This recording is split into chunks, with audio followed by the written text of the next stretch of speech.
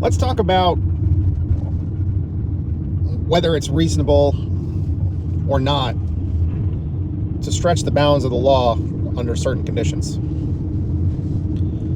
So we know that people don't like damage to property. We know that we don't like when people disrupt people's bodily autonomy, whether they restrict their movements, deny access to places that they need to go, take them, seize their property, or do violence, whether it's lethal or non-lethal actions. We know that. We accept that.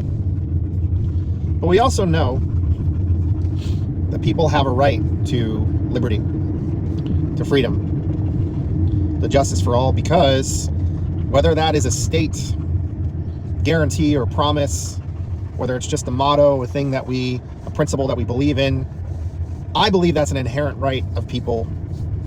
When they're born into this world, they have a right to freedom. They have a right to liberty. They have a right to live in a world that is a safe place, and they're able to get their wants and needs met without friction. That's my belief. All the rest of this is just systems and rules that we've, I guess, accepted over time because it's just the way things are. But I am someone who believes that when things are unacceptable, when systems are irredeemable, people's actions are reprehensible and a threat to other people's life and liberty and happiness,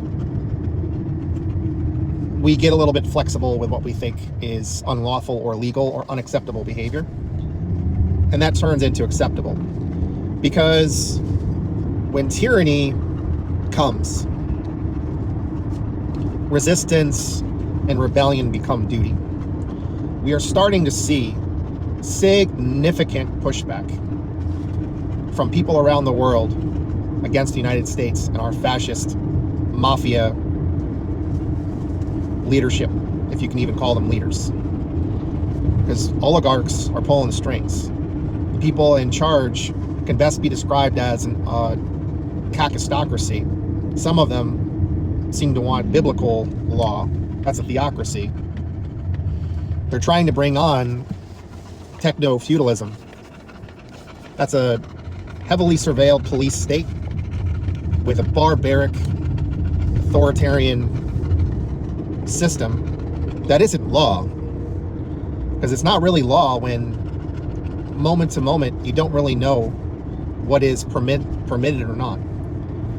I think the people that are doing this stuff right now, the people that are really responsible and the people that are carrying it out, are underestimating the people of this planet. And I do mean the people of this planet, because people are watching, people are being affected. Lots of people are showing that they're willing to sacrifice. And I think that is necessary to ask people that will not stand for this, because this is mass violence. Fascism is a death cult ideology. It's incoherent. It utilizes eugenicist type practices, mass fear, authoritarian dictatorship, no commitment to rule of law, just needless cruelty, needless suffering. There's no reason for any of this stuff to continue, and I really want to come out on the other side of this with the ability to build something better. And I think that there are people that many people would be surprised could get on the right side of things when they understand what's that threat, and understand that the people that are resisting just want, for the most part, a lot of the same things that the other side wants. We want to be more free. We don't want to be in debt. We don't want to be suffering. We don't want to be struggling. We want better for our kids if we have them, or their kids in the future. We just don't want my side, if I have a side. My side is on the side of humanity. I don't like We could have political disagreements, but fundamentally, I think where we should come down is we should all be free. Life should be a lot easier than it is right now. We shouldn't have to toil. In the modern age, there's no real reason to toil, and there's no reason to defend this system that only seems to care about profit, and it doesn't care about people. We need a society that actually cares about everybody. And we have to say no to the people that want to amass so much wealth that they corrupt everything. We can't have such a small group of people, like right-wingers, I want to say maybe that's libertarians. They get nervous about the idea of like too much centralized control of things. And I think I'm kind of on the same page about that. Like, there's different ways that we could do things. Like, honestly, like, there's no reason why we have to say, like, say medical procedures cost a certain amount. It could just be we need to requisition whatever supplies that we need from ourselves, from our system. And, you know, doctors get all the things that they need in order to go do their job. And we make sure that we educate them so we have more of them where they're needed. Like, the financial system it's a fiction that we accept, but there's no reason why we can't just say these things are off the table in terms of people have to pay a certain cost for them. And for the types of supplies that are needed for all those things. There's no reason why we have to put a cost on those. We don't have to do capitalism for everything. We don't. We could relegate certain things outside of capitalism. And that's not unreasonable. It's not. Because what other possibilities are there when you have things that are essential for people's health and wellness, but they're tied to profit? It doesn't work. It's not going to work. And like, I want to defeat the argument of how you're going to pay for it, because like they get mad when you say, well, we should raise some taxes, because the other side will say, taxes, no, tax is bad. Don't raise taxes on the rich. But like, you ask the question, how are we going to pay for it? I think it makes sense to ask the people that benefit the most from society, that all of us participate in, and they take the most out of it, that they should have to pay more taxes. I don't think that's unreasonable. And I think regular people should have to pay a hell of a lot less taxes. And a lot more things should just be a given. Like, for crying out loud, like, why can't we just have, you know, like a collectivist system for agriculture and all food related things, and people show up to the markets, whether it's the farmer's market or the grocery store, and they're all permitted to get the things that they need. I don't know if it needs to be some kind of like a voucher system or whatever. Like, we could figure that out. We could figure out like what are things that like healthy people, like how do we produce more healthy people? We make it easier for them to be able to afford to eat well, because right now it's crazy expensive to just feed yourself. The same thing with housing. Like, a lot of housing should be just planned, not on the market. I don't think housing should be something that's a commodity. I just don't. I think that's BS. And I think like freaking like vacation properties and stuff like that, those should be things that we collectively own, not just a handful of rich people driving up living costs. And a lot of that is just very racist, because like a lot of these people desperately want to kick out black and brown people, and that's how they do it. They buy up more and more in the areas where people of color tend to live if they don't have sufficient income, and then eventually the property prices go up and they get pushed out, and that's wrong. People have a right to have a roof over their head, shelter. I'm not crazy. These are not unrealistic things. These are very doable things. We just have to decide to do it. So, like, if everybody was better off with all the essentials, what is wrong with that? What is wrong with that? Who can't get on board with that? Education, childcare, you know, a healthcare, and guaranteeing fucking food for everyone. We throw out, you know how much freaking food we throw out on a given day? Just because capitalists don't want to, I don't know, devalue the food or whatever. So they just throw it away. It just gets wasted. Meanwhile, people starve. Veterans are the highest population of people that are homeless. A lot of the other people that are homeless have like mental health issues. They fell on hard times, so a lot of them ended up self-medicating with drugs and alcohol and all that stuff. And then, there's other issues going on. But a lot of it's like housing insecurity that is a manufactured problem. We can fix these things. We just have to care about people. And we could do restorative justice. We could have a system that more people could just do civic duties and get all these guarantees and be cared for and allow them to live in places that would otherwise be too expensive to live. Like, hey, you go and do great things for society, you're going to have a nice place to live. Like, it should be reversed. The system that we have is BS. Like, the people that should be doing the best are the ones that are caring for people the most. That's the kind of society we should have. And everybody should have a higher base standard for living. And then we could still have some elements of capitalism. You just have to regulate it more. So like companies can't go around just giving people cancer. If everybody has things better, businesses have to have better managers. Most people quit their job. They don't quit their job. They quit their managers. We could be more competitive in the United States. Like we could build out things that make sense, and we could get rid of a lot of bullshit jobs that mostly just serve billionaires, because if we don't have any, we're good. There's no reason why we can't have better.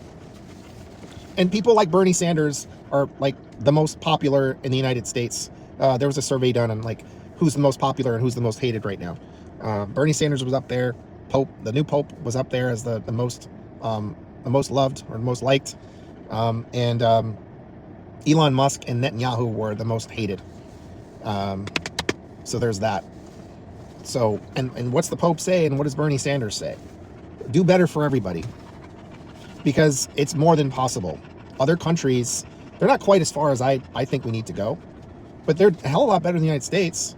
I mean, shit, like we barely edge out Nigeria in terms of like who people and like places that have quality of life, right? Like we're way towards the bottom. We're like 59th on a list of 60, near the bottom. In this now fascist society, but our democracy got eroded because of money, because of moneyed interests, because of greed, because of corruption, because the government decided to just serve a small group of people, and they just turned the reins over to them. And also, like the United States, like the number one industry is the military industrial complex. Warfare is what we're spending money on instead of caring for our people. And I don't think people would have a problem with this if we actually did it. This isn't communism. It's like a mixed system where maybe you sort of have some, like communism is like a stateless society where everybody's equal. I'm not saying that. It's got elements of socialism because you have a more robust social safety net to have the high standard of the base standard for everybody, a guarantee. Like being able to go to college, being able to go to grad school if you wanted to, and it not breaking you, and doing things that you would be able to contribute to society and have personal enrichment and do better for all the people, instead of having this be this like almost elitist system right now where less and less people can access it. Now, like people like me, like I have a working class background. My parents are working class. We weren't poor, but like we had a house out in the country in Greenville, New York, upstate New York, but we weren't wealthy at all.